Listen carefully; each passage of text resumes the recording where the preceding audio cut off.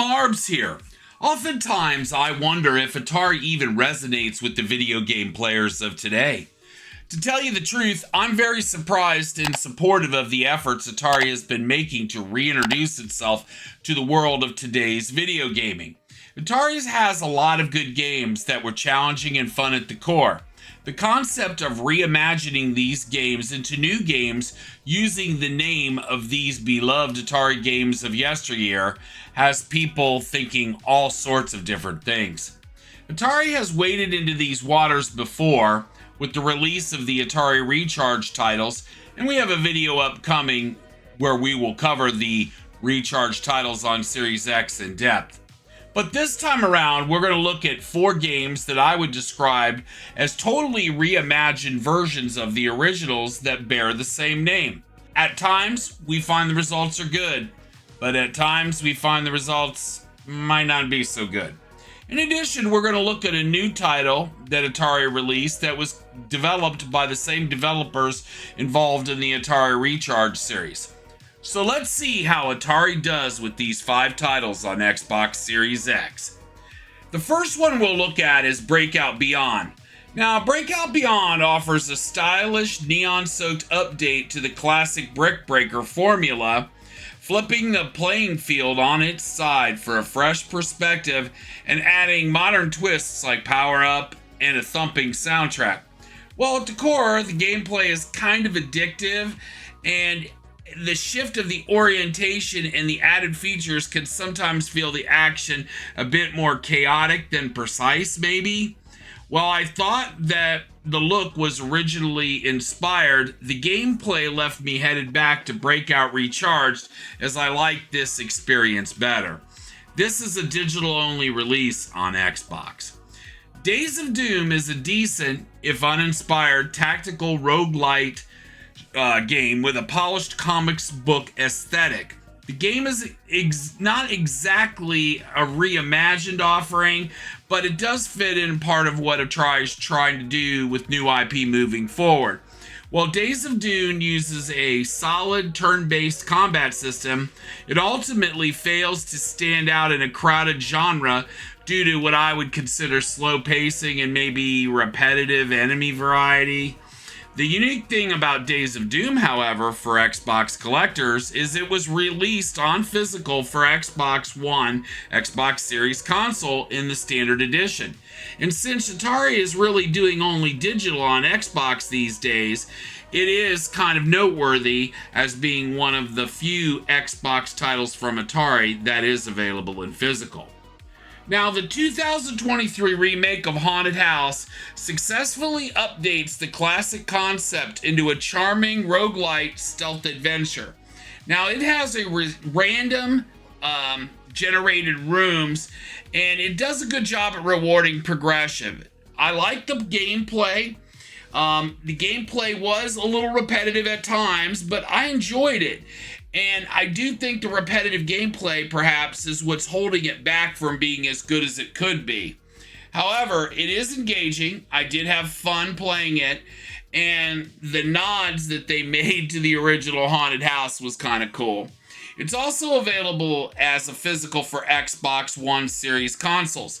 And like Days of Doom, this was released when Atari was still doing releases for Xbox in physical.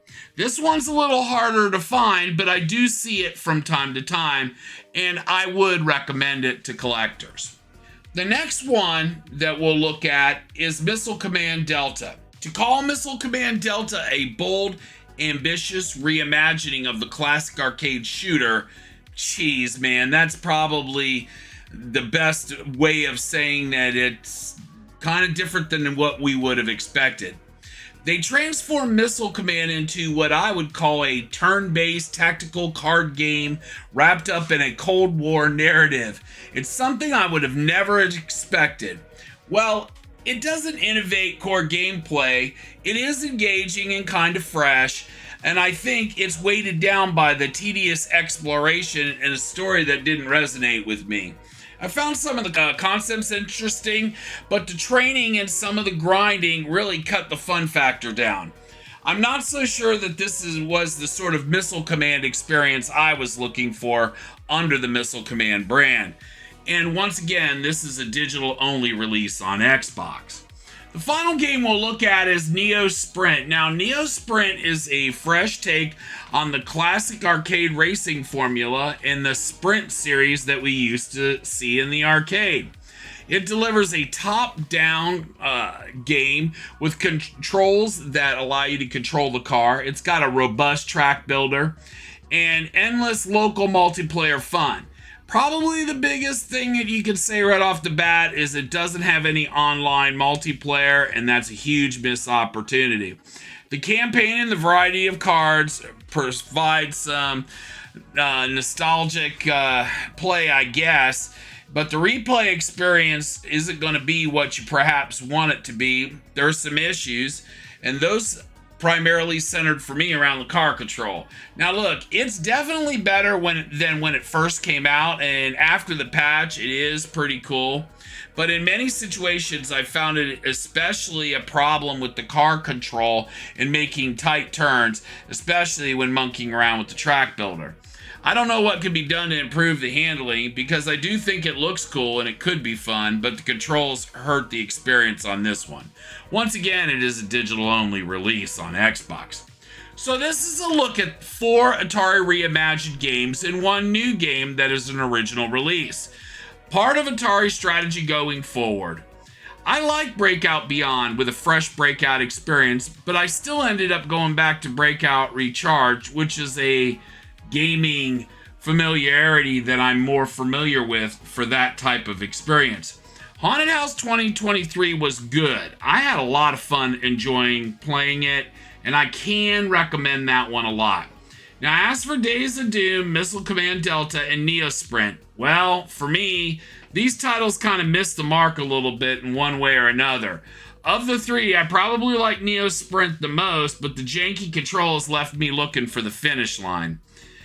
Days of Doom was just kind of repetitive, and as for Missile Command Delta, I didn't care for the card aspects of this at all, and I felt the pacing was really slow.